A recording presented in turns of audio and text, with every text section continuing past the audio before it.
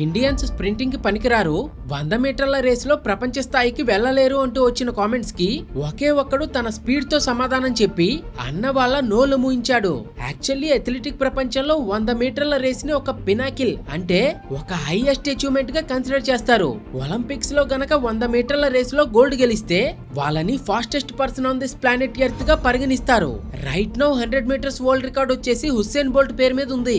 West Indies లోని జమైకా దగ్గర ఒక మారుమూల పల్లెటూరులో పుట్టినటువంటి హుస్సేన్ బోల్ట్ వరుసనే 9 సంవత్సరాలు కంటిన్యూస్ గా వరల్డ్ ఛాంపియన్ గా గెలిచాడు.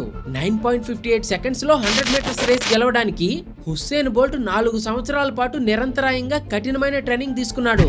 అయితే మన ఇండియన్ నేవీలో పనిచేస్తున్నటువంటి పంజాబ్ కి చెందిన గురీందర్ వీర్ సింగ్ రీసెంట్ గా జార్ఖండ్ లో జరిగినటువంటి సీనియర్ అథ్లెటిక్స్ ఫెడరేషన్ కప్ లో ఒక సెన్సేషన్ క్రియేట్ చేశాడు.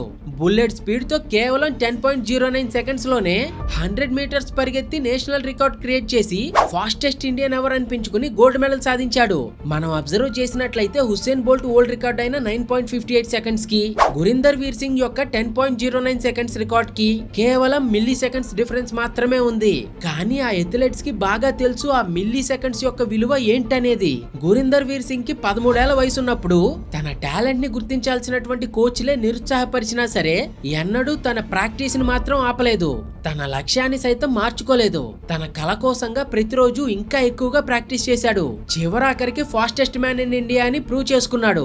మరియు ఇండియన్స్ కూడా 100 మీటర్ల రేసులో ప్రపంచ స్థాయికి వెళ్ళగలరని నిరూపించాడు. మన ఇండియన్స్ కి ఒక రకంగా చెప్పాలంటే క్రికెట్ ఆట అంటే పిచ్చి, ఎంతలా అంటే ప్రాణాలు ఇచ్చేంతలా. కానీ గురీందర్ లాంటి మోస్ట్ టాలెంటెడ్ అథ్లెట్స్ మిగతా స్పోర్ట్స్ లో కూడా చాలా మందే ఉన్నారు. వాళ్ళకి మన సైడ్ నుంచి జస్ట్ సపోర్ట్ మాత్రమే లేదు.